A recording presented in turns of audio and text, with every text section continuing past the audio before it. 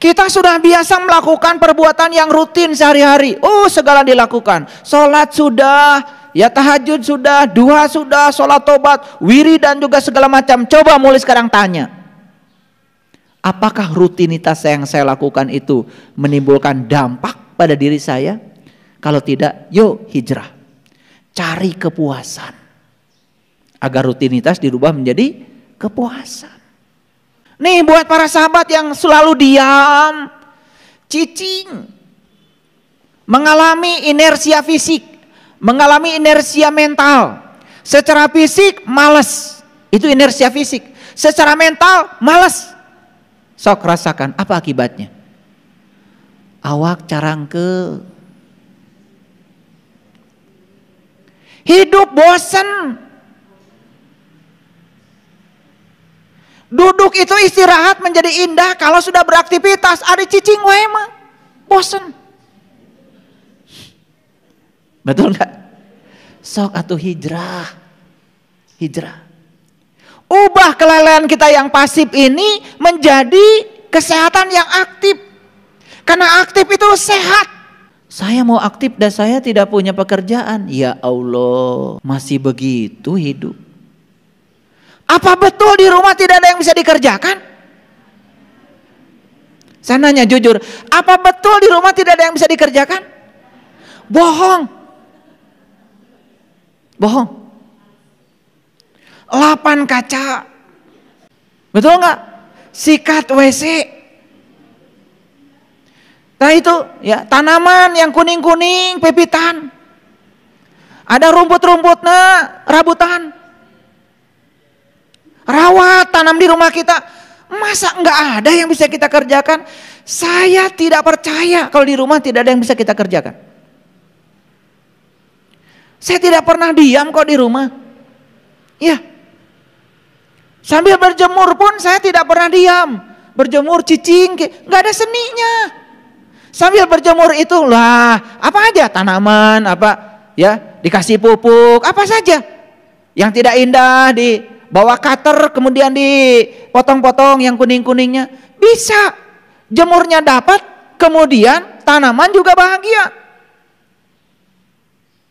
Ini masalah kita sebetulnya. Mau hijrah enggak? Mau diam terus dalam inersia fisik? Mau diam terus dalam inersia mental? Mau diam terus dalam kekacauan fisik, kekacauan mental? Tidak mau kita hijrah.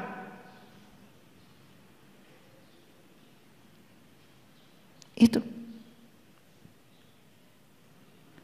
Nah, kita sudah punya pengalaman para sahabat. Semua ekspektasi kita yang terbatas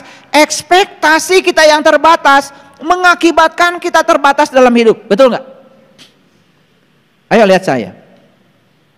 Seberapa tinggi kita dipantaskan oleh diri kita? Diajak umroh sama saya, artos di mana? Itu karena biasa dalam ekspektasi yang terbatas. Betul?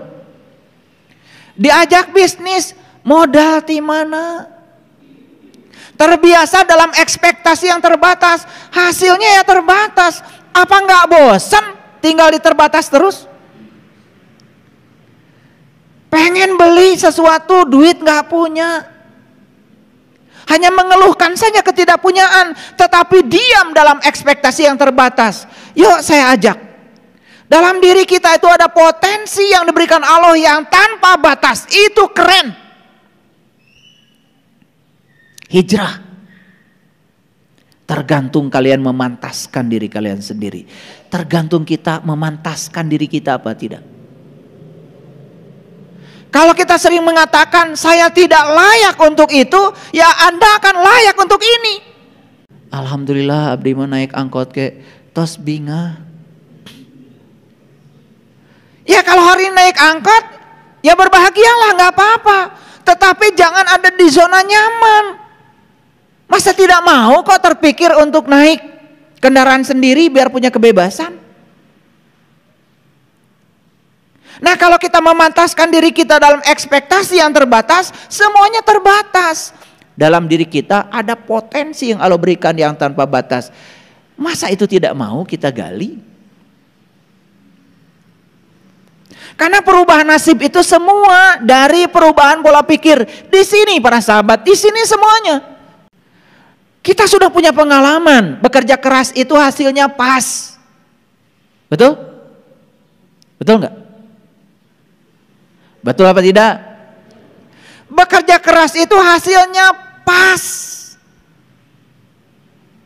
Nah, kita ingin hasilnya lebih, tapi tetap saja bekerja keras, hanya pakai otot. Ya sudah, kamu tidak akan pernah berubah. Kan punya otak.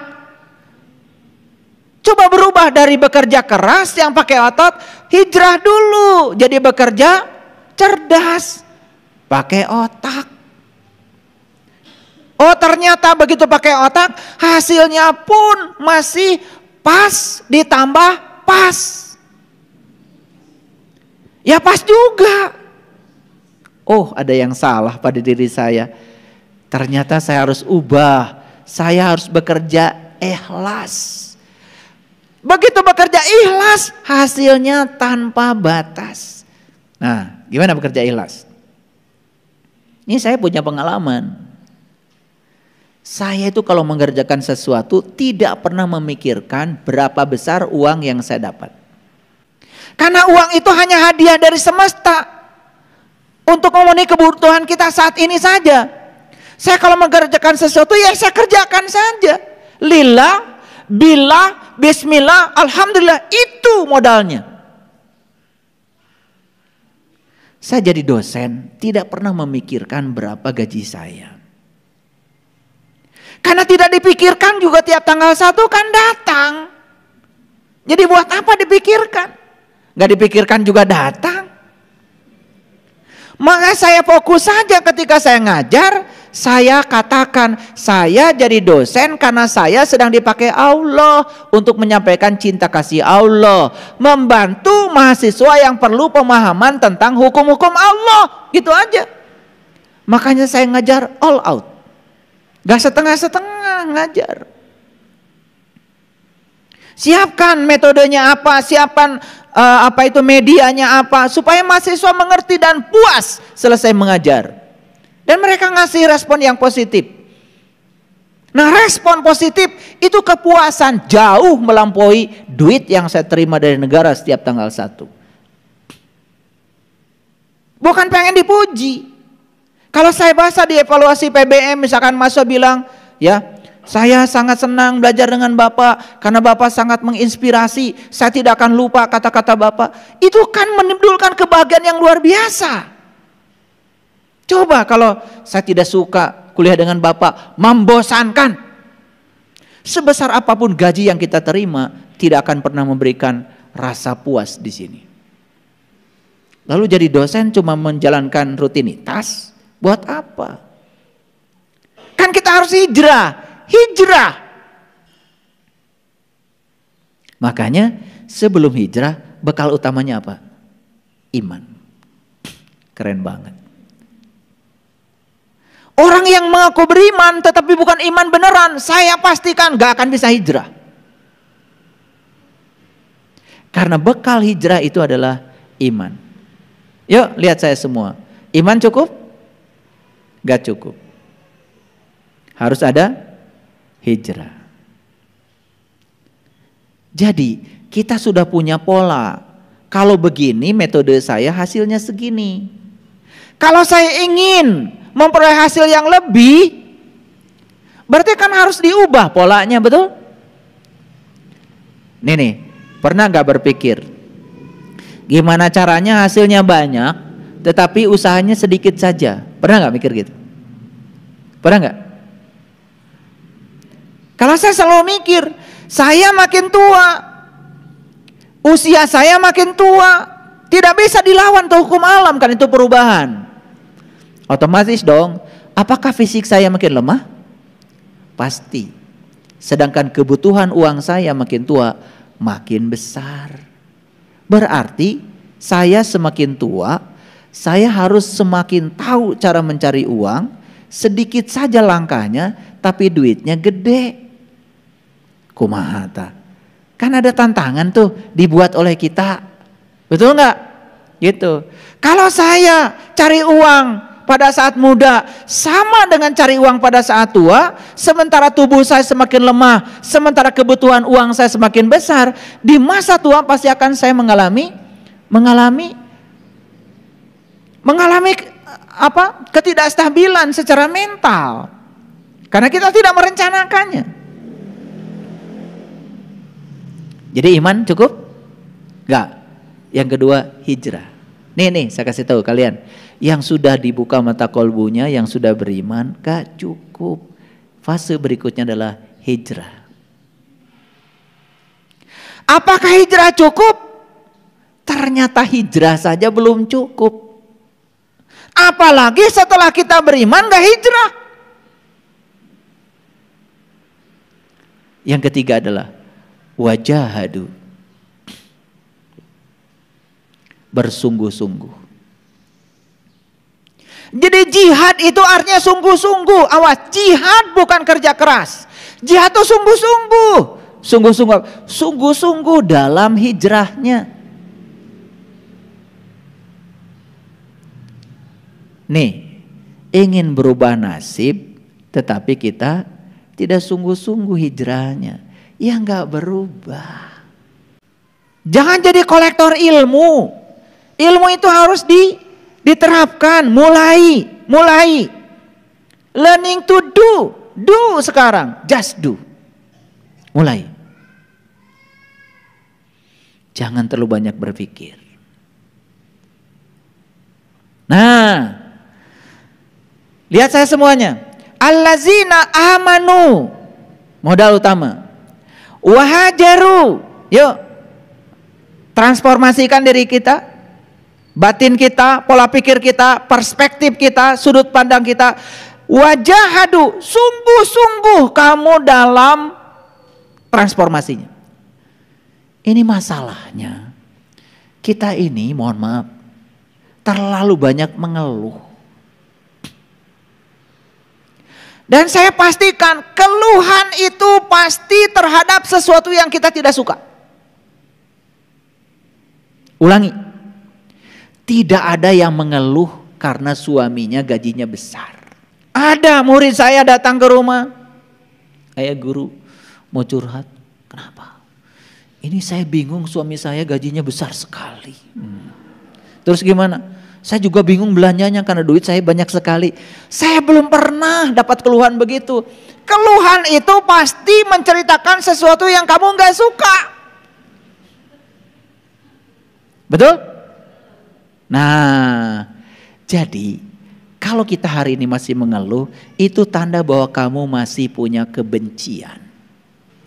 Karena benci selalu untuk yang kamu tidak suka. Dan senang pasti untuk sesuatu yang kamu suka. Betul nggak? Tidak ada orang benci pada hal yang menyenangkan. Betul nggak? Iya. Gimana kemarin? Piknik dari Bali, benci sekali saya. Sebab di sana saya kok jadi rileks. Di sana saya jalan-jalan, saya jadi tahu, saya jadi baca-baca pengalaman. Saya benci, ada nggak? Nggak ada. Benci itu pasti terhadap sesuatu yang kamu tidak suka. Jadi artinya keluhan itu arti tanda bahwa kamu masih punya kebencian. 2. Keluhan itu merefleksikan bahwa kita masih menolak. Muaranya sama, kebencian. Jadi kalau orang masih ngeluh ini, curhat ini, sebetulnya sederhana. Dalam dirimu masih ada kebencian. Itu aja. Dabdi mah teu ngewa ka sasaha oge. Iya, tapi kamu masih mengeluh. Itu benci. Makanya saya sering mengatakan, apa yang kamu katakan, apa yang kamu pikirkan, apa yang kamu lakukan, itu doamu yang sebenarnya. Saya mau nanya, kalau mengeluh pakai apa? Pakai kaki, pakai tangan, apa pakai mulut? Pakai apa? Doa. Jadi ketika kita mengeluhkan pakai mulut itu berarti kalian sedang doa. Supaya semua yang dikeluhkan terjadi terus menerus. Nih saya kasih tahu. Kalian mengeluhkan penyakit yang sedang kalian derita ke banyak orang. Doa bukan? Moal cager. Satu-satunya cara ketika kita sedang ada penyakit, satu, yang paling utama, yang paling awal di depan adalah terima dulu. Upayakan kita bisa menerima. Gimana caranya? Luaskan pemahaman kita. Satu, oh tubuh saya sedang berbicara kepada saya. Lewat inilah saya bisa mengerti bahwa selama ini saya salah memperlakukan tubuh. Saya menyesal, saya minta maaf, terima kasih, saya mencintai tubuh. Itu dulu yang pertama. Kalau dari awal kita sudah resisten, dari awal kita sudah menolak, maka kita tidak akan punya kesadaran untuk memahami pesan apa yang sedang terjadi pada diri saya. Pesannya tidak akan tertangkap. Yang kedua, saya sudah berobat, tetapi ternyata upaya saya selama ini tidak menimbulkan kesembuhan saya. Oh, jangan-jangan ada bawaan karma saya dari kehidupan yang dulu. Karena kesadaran terakhir saya meninggal menjadi kesadaran awal saat saya datang ke sini. Oh, saya mau berupaya memperbaiki alam bawah sadar saya. Ada apa dengan alam bawah sadar saya? Lakukan lagi. Sehingga kita jadi pinter. Sakit memang, tapi jadi pinter. Ditempeleng memang pipi saya, tapi saya jadi tahu cara sholat khusyuk. Hadiahnya adalah tempeleng. Dan kalau saya tidak ditempeleng sama guru saya dulu, saya nggak mikir. Saya mungkin saja sholatnya seperti guru saya. Iya, saya di rumah, barudak, awaslah gandeng ya. Badai sholat, ini gagah. Sama seperti kalian, mau puasa bikin spanduk, hormati yang berpuasa. Ya tanu eling nu mana?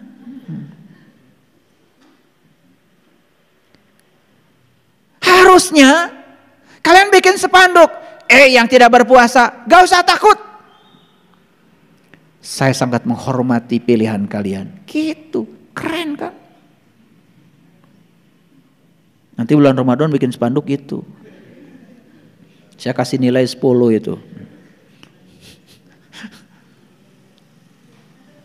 Saya suka bingung itu anu warasna teh nu mana. Iya. Untuk melaksanakan sesuatu pun kita perlu mengkondisikan orang lain seperti yang kita mau. Ego bukan itu. Ego. Lah sholat pakai ego hasilnya apa? Nah, ada batasannya. Nah, lihat saya. Iman cukup belum? Belum. Hijrah cukup belum? Belum. Jihad cukup belum? Belum. Karena semua itu harus fi sabilillah.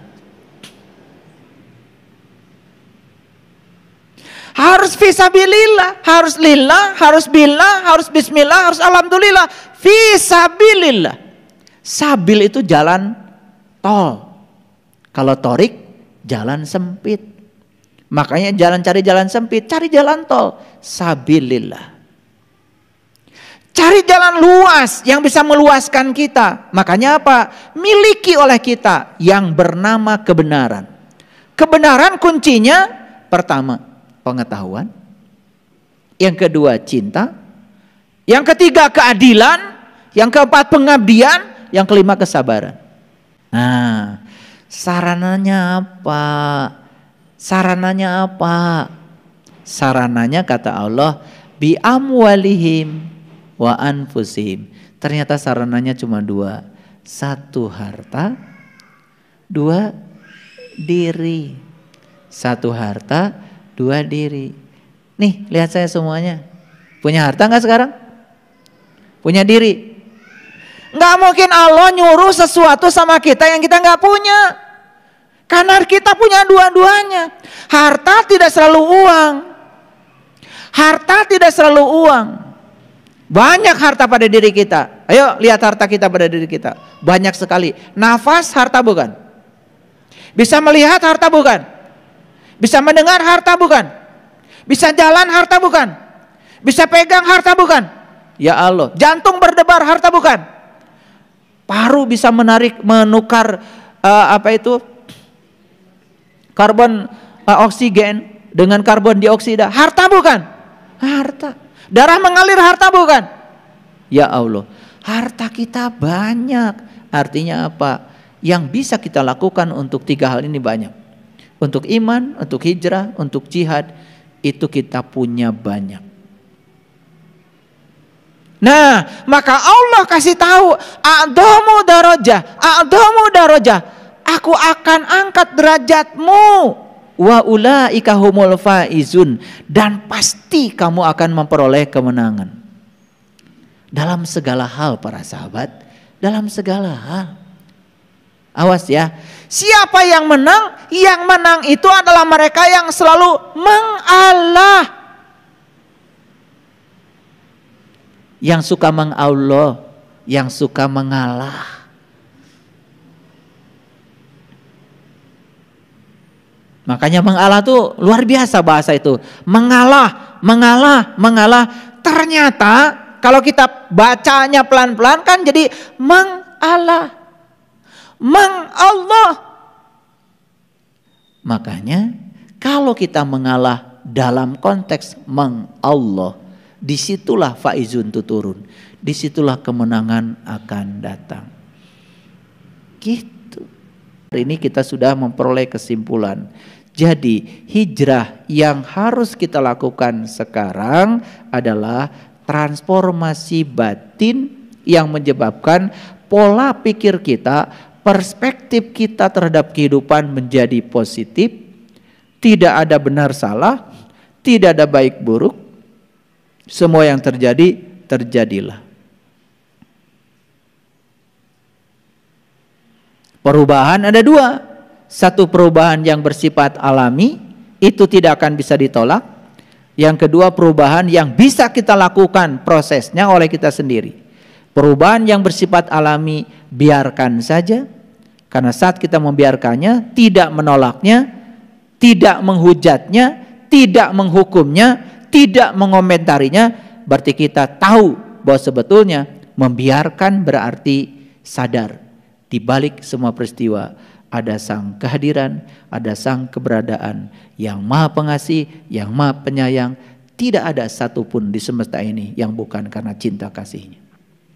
Apakah menua itu merupakan cinta kasih Allah? Buktikan. Jangan suka ngomong aja, buktikan. Menua itu adalah cinta kasih Allah. Buktikan. Ketika kita menua secara fisik, ada kesadaran dalam diri kita. Duh, kalau saya juga menua secara mental, kalau saya melemah secara fisik, kemudian saya melemah juga secara mental, apa jadinya ya saya? Maka biarkan fisik ini menua karena itu alami, tetapi ada yang bisa dihijrahkan oleh kita. Saya tidak mau menua secara mental. Saya tidak mau menua secara spiritual. Jiwa saya harus kuat, jiwa saya harus kokoh. Biarkan fisik menua, tetapi kebijaksanaan saya mulai muncul. Kesadaran saya mulai muncul. Kan keren. Itu namanya kita bisa membuktikan bahwa menua itu adalah cinta kasih Allah. Kan yang dibutuhkan oleh kita cuma satu. Selalu sadar bahwa tidak ada yang terjadi di semesta ini yang bukan karena kehadirannya. Sadar semua yang terjadi di semesta karena cinta kasihnya. Itu saja yang kita selalu sadari, itu sudah sangat luar biasa. Jadi para sahabat, orang-orang yang beriman, orang-orang yang berhijrah, orang-orang yang sungguh-sungguh hijrahnya dibatasi dalam jalan Allah, dikasih oleh Allah 2 perangkat kepada kita, 1 harta, 2 diri, maka akan ditinggikan derajatnya oleh Allah. Nah, siapa yang ditinggikan derajatnya oleh Allah? Kelihatan sekarang. Orang yang ditinggikan derajatnya oleh Allah, dimanapun dia ada, pasti akan merubah keadaan menjadi lebih baik. Bahkan orang ini ditempatkan di neraka pun, dia bisa ubah tuh neraka jadi surga. Sekarang, apakah derajat saya sudah tinggi atau tidak? Sederhana. setelah ini dicek. Yuk, di mana kalian berada sekarang?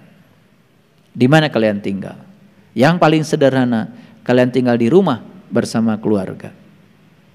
Apakah kehadiranmu membuat suasana keluarga semakin damai?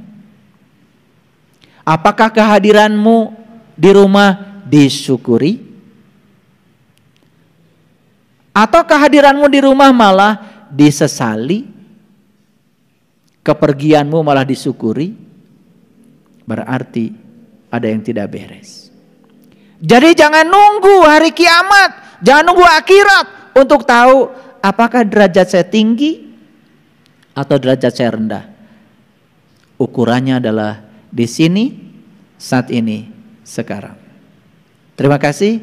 Assalamualaikum warahmatullahi wabarakatuh.